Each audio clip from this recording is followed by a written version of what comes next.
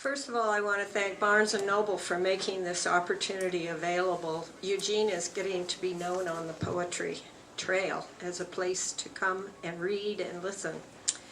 And thank you to Charles and Stephen for hosting this, and to all of you for taking time out of your rainy Sunday to come and share some poetry with me. It's falling in love with me. Okay. The first poem I'm going to read comes from Waltzing the Dragon, and I put little stacks of my two books, Waltzing the Dragon and Diesel Horse, on the table over there, and they're free for you to take home if you feel like it. I am cleaning out my closets before I croak, so help yourself. The first poem I'm going to read is called Understanding November. Sarah Jane died a little past 9 on a Sunday evening. Her name was old, an homage to deceased grandmothers, but Sarah Jane was young, a shimmering bud of teenage beauty. In November, she wavered between 13 and 14, where children fall away from the body of a woman. But against asphalt and concrete, the grinding metal of a drunk driver disemboweled Sarah Jane from life. And then there was the phone call. I doubted my capacity to hear. The funeral was supposed to be goodbye. Winter months passed. Now April has arrived. She would be 14 on Friday. Thin blades of grass grow where shovels and a backhoe carved the injustice of early winter into soft cemetery ground. I watch the grass come back. It will never be enough, but spring is all there is. Sarah Jane Robbins would have been 36 years old last Thursday. She died in 1995 along with another young woman along the Umpqua River. This poem won first place in the State of Oregon contest, and I gave the rights to Mothers Against Drug Drivers.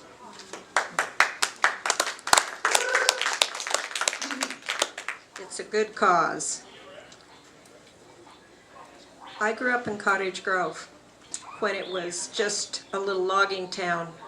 We didn't have I-5, so it was quite the place. And I am forever grateful for all I learned about life in that small little place. This poem is called Sweet Stink, and it comes from Diesel Horse, about lots of people who work. Calks or corks are work boots worn by men in need of steady footing. Stores post signs warning against wearing corked boots inside. But at the back door of the Eagle's Tavern, men with sweat, suspenders, spiked boots, and Friday paychecks are welcome. Men who don't mind the sweet stink of beer, loud conversation, and ruined floors. My mother collects her pills at the next door pharmacy. I wait in our car beside the tavern. I study the oiled black floor, its holes punched by legions of work boots. Mother is late. I walk past the tavern's rear door, around the corner to Main Street, and pause at the front window. Then I hurry back to where my younger sister is scolding. Only harlots and fallen women visit a tavern.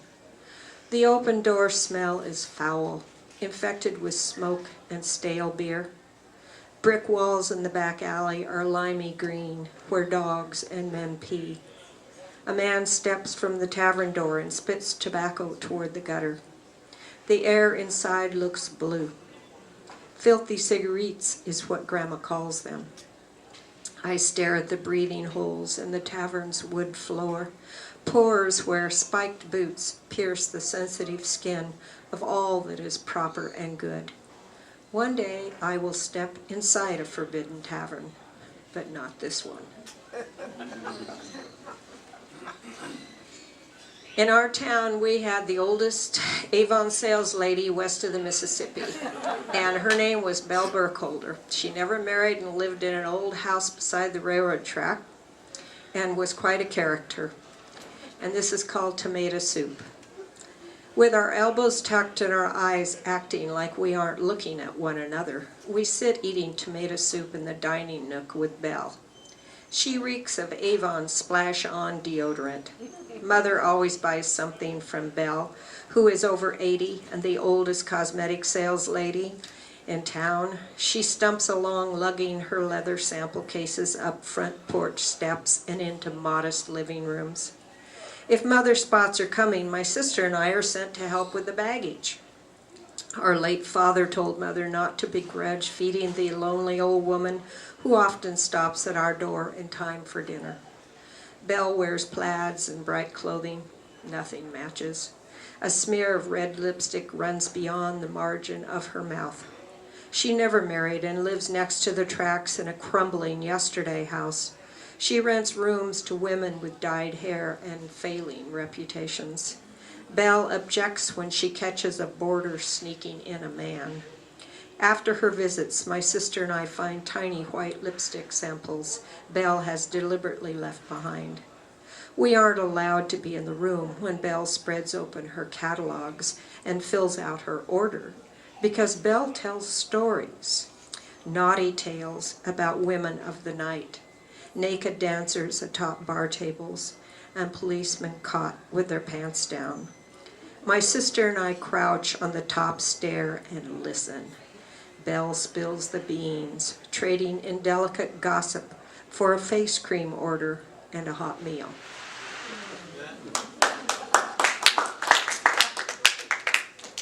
I always thought Belle was kind of a shakedown artist because she always bought something, so maybe she wouldn't take your tales next door. But I learned a lot from Belle. And then my life continued as an adult. And I worked for a few years for Douglas County Health Department, and this is called Health Department Employee. A drug-dealing grandson with stippled face crowds me against a bolted back door. Pit bulls sniff and turn away, declaring my crotch copacetic. The rotten chihuahua nails me as I step from the unroofed porch. I resist going ballistic or kicking the mutt because the feeble owner of this multi-generational trailer adores the rescued foundling pup. The bite blends with my dank world, visiting mobile homes, pimpled across a poison oak-infested slope. In a squatulated aura, I drive away, my ratty county car bucking over rain-excavated ditches, my bloody leg on the gas pedal. Back at the office, I fill out an accident on the job report, describing in bureaucratic daguerreotype the bite scene. That unforgiving form begets questions from my supervisor, checking that my story isn't bunk, that I have a visible wound. I comfort myself with the idea that the orange dog probably died after getting a taste of me.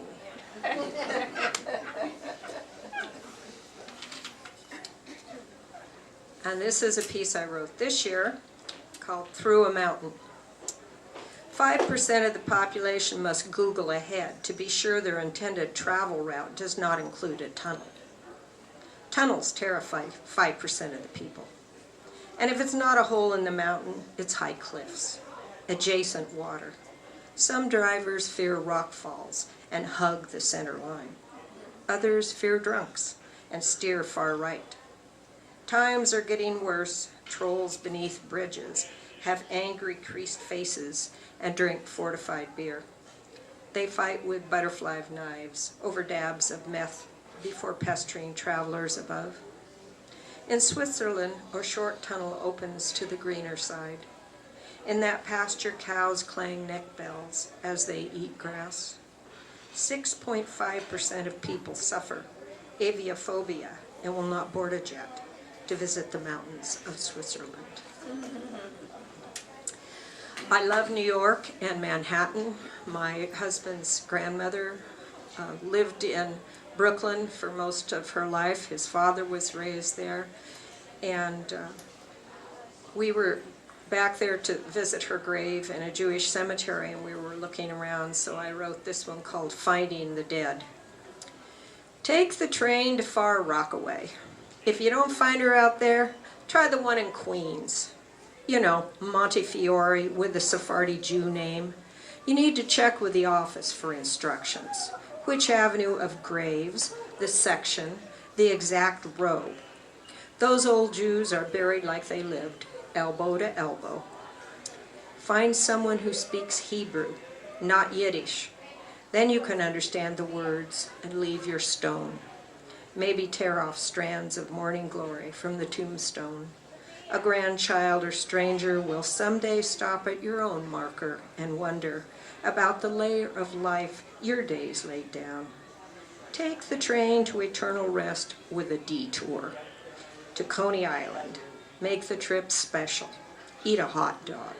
Wade in the Atlantic Ocean before the last train leaves the station. It's a tradition amongst Jews to leave a stone on a tombstone, so we all traveled with little stones to leave there. This is called the ocean of my kitchen. I was alone in the ocean of my crowded kitchen, family at the elbow as I stirred soup, chopped vegetables, and fed the mob. My gorgeous honey blonde niece from California set a glass of Chardonnay in front of me. The drink helped keep me smooth, but not really flying. I worked as if I were in a televised chef show. At least that's what my relatives said. I kept going on love and fear. Love for family and fear of their adult reality. Those sticky interiors that seethed and bubbled like the pot of turkey soup. One wrong switch of the stove burner. One wrong word from brother number 3 to brother number 4, and dinner would be on fire. I didn't realize my niece was going blotto, totally drunk by 11, sobbing out her 29-year-old struggles. The whole damn family reunion was a smashing success.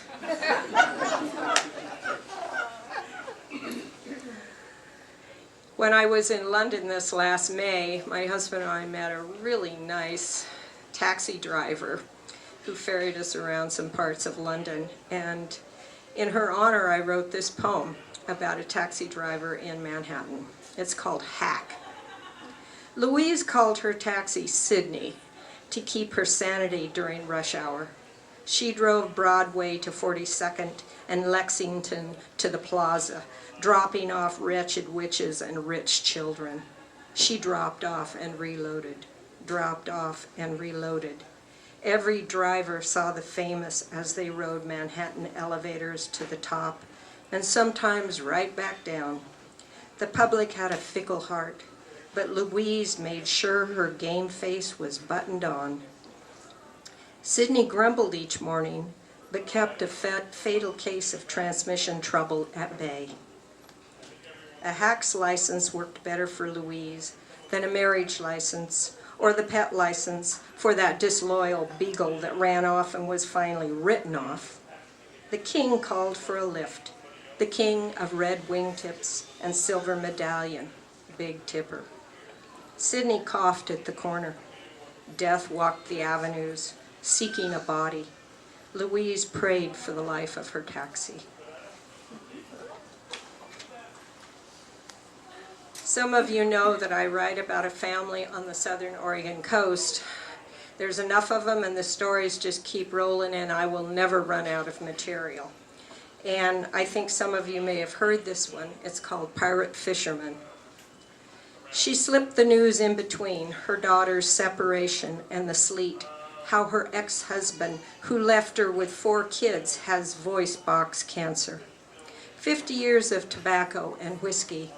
He never paid child support or bought her groceries. He had better places for his summer salmon money. This flawed man may deserve to die, but he'll survive. She said he asked her if she'd care for him. She will. She's an angel. Any man who fishes his boat in the Pacific, a place where his brother and 3 nephews went down in over 100 fathoms, well, that man is not easy to kill. Cancer will have to match his poker skills, that uncanny way he has of talking other men out of whatever a gambling fellow has to offer. He's slick, a chip off the family block, a credit to legions of pirates in harbor cafes. He even tried Pine Forest, anywhere with a bar and card players. He was drunk when he crashed his car, yet crawled up a steep bank on a snowy pass in Montana. His ankle broken to the point that surgery and medical know-how couldn't get the thing to heal. So he said, cut it off. The prosthesis the VA provided wasn't dependable on a wet boat deck. He carved his own wooden leg. Not all peg legs are characters in books. Some drive a used Cadillac with crab pots and one dress shoe in the back window and pontificate about the cost of living as if they ever were an honest-to-God provider. Pirates make you watch them, even when you don't want to. They'll cut cards for title to a boat, but have little respect for death or taxes. And another branch of this family, Aunt Butch. Being gay wasn't the part that rocked the family when Aunt Butch died in his room. It was the naked photos of men and porno videos, innocuous titles fronting bookshelves. Who would have known unless media was loaded into a machine? And female clothing. Aunt Butch had a wardrobe. Butch did his duty tending his demented mother until his own cancer took him down. That's when the Christians came to finish the task and see Butch off for the next leg of his hairy journey.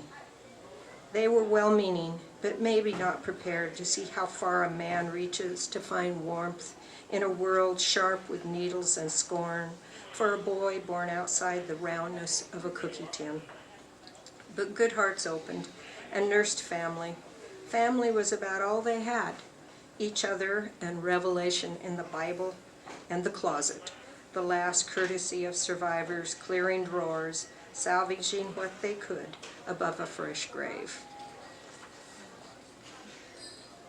I think, Eric, you're probably the only person that's ever heard this poem before. You may recognize the character. I read it in Ashland many years ago. It's called Roasting Cinnabar.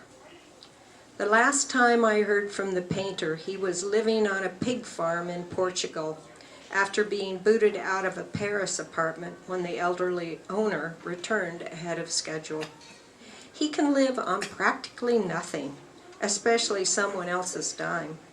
He paints small, lugubrious landscapes and classical nudes on 11 by 15-inch board because he travels by motorcycle. I purchase a blue-eyed nude and we talk about where I grew up, in the shadow of Black Butte Mine. He says his late brother worked cinnabar among those tailings. Cinnabar roasts to quicksilver, from which mercury can be distilled, if you don't make a mistake, like the painter's brother and his partner made. A batch in the amalgamator turned unstable. They ran when they knew it would blow, but only his brother got away. Mercury poisoning killed the partner in 10 days. The painter's brother died in a wheelchair when his television tipped over and trapped him. The painter sometimes writes to me. Blue ink covers onion skin airmail letters with his neat, obsessive script. His final thoughts run vertical in the margin. Last I heard, he had moved to Berlin. I hope this won't upset anyone here, but I knew sooner or later I would write my Me Too poem. So this is it, called Beneath the Table. Another sinner. Sherman is in trouble. For those of you who don't know, Sherman Alexie is a Native American, wonderful Native American writer and one of my favorites. Another sinner. Sherman is in trouble at his own making, animal taking down the voice I am reading. Each line now examined for duplicity, excuses, some hint of why family and fame are not enough. I fall back on the easy urge to construct an extensive romantic poem from nothing, Oh yes, the profile, that chin, the still thick shock of hair. Who has not soaked sore toes in baths of clay? I did not tell him, the college student, now a doctor, his date rape overture in a VW bug. Heading back to town, he ran over a dog and kept going. I did not tell him, the boss in pajamas, rapping on my hotel room door after 11, after the conference closed a long day. I flinch at memory of the longshoreman reaching across a firehouse counter, pinching my nipple through rose silk. The anonymous man phoning, wanting to know if I was bored. A man pressing his knee against my own beneath a table. I am past 70. Awkward stories slime back to the beginning of me, not knowing enough to instantly recognize degradation. Always blaming myself for being available in some secret way.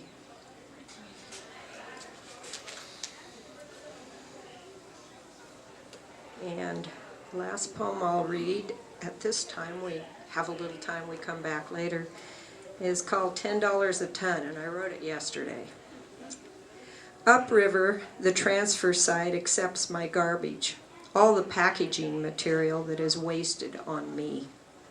I don't want apples in boxes, or my fish vacuum sealed and accessible only by a blowtorch. Of course, I'm kidding, but I think I could have added on a bedroom using the stiff and stubborn boxes and cartons I throw away. I tell stores to keep their shoe boxes. Then my grandson needs a shoebox to build an international diorama. Those floaty white foam specks are the worst, adhering to floors and carpets.